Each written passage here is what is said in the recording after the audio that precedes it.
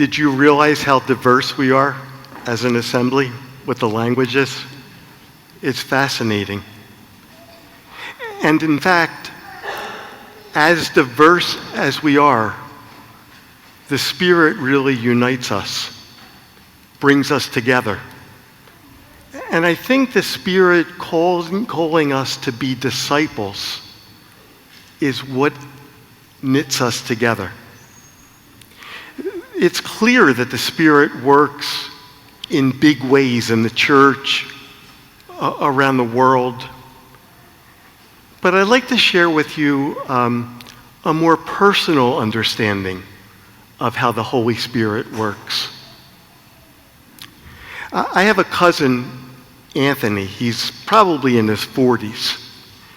And he married Andrea, who is a high-powered executive in the corporate world. And you can tell she's an executive just by the way she holds herself, the way she talks.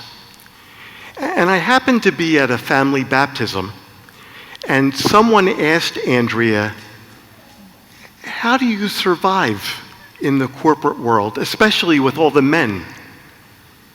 And she said, which I found fascinating, they train us. For example, she said, we were taught that when we go to board meetings, we very consciously and confidently take out maybe our calendars and place the calendar down in front of me, and then make sure I have a pen or pencil out. We've been taught to create a space and claim it. Basically, I think what she was saying was that she was taught how to be her own self-advocate. Not only women struggle with confidence, I think we all do. And watch this example. Have you ever had to give a presentation? Honestly now. Isn't it scary? And we work at it. We study to prepare for it. We rehearse, practice. And then we force ourselves to go out in front of a group of people. And we try as confidently as possible to look people in the eye, to talk to them directly. But inside, we're really nervous. Becoming confident is a task that happens, I think, from learning from the outside, but it's also something that happens very personally deep inside of us. I'm going to take a risk and make a very bold statement that you may not agree with me, but I'm going to try it. We collectively are not born confident people.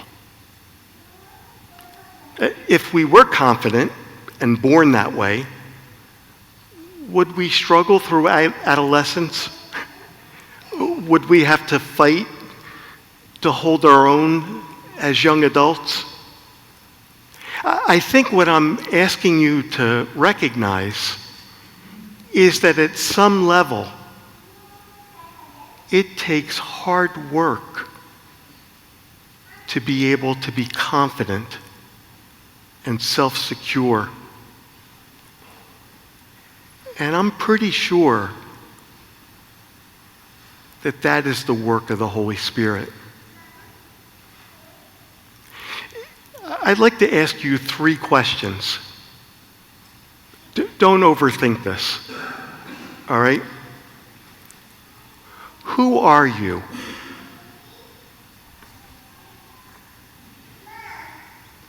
My second question, and you can't use the same answer.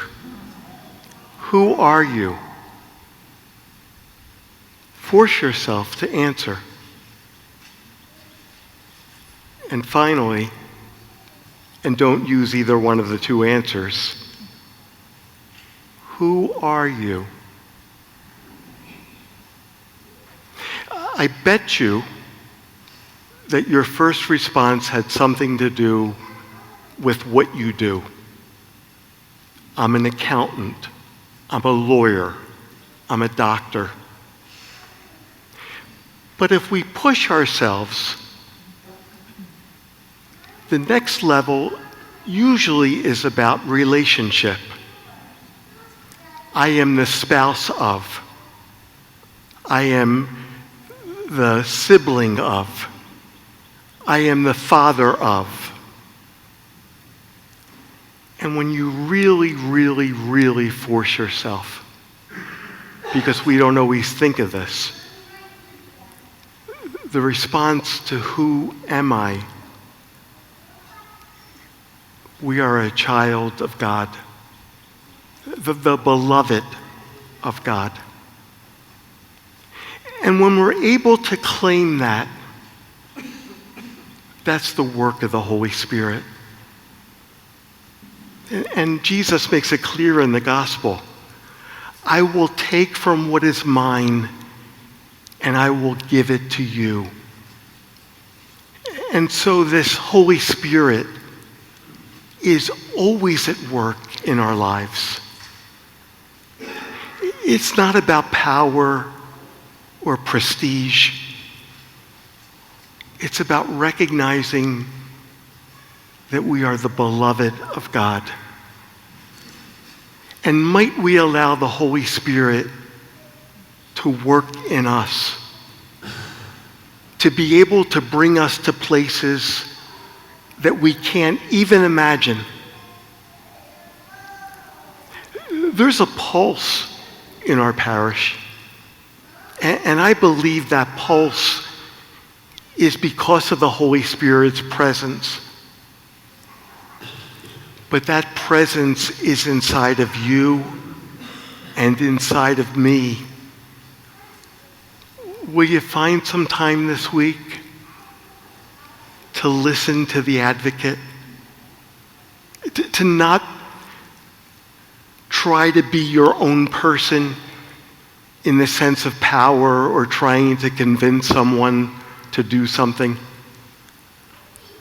but be your own person in terms of who God has created, who God has loved into being.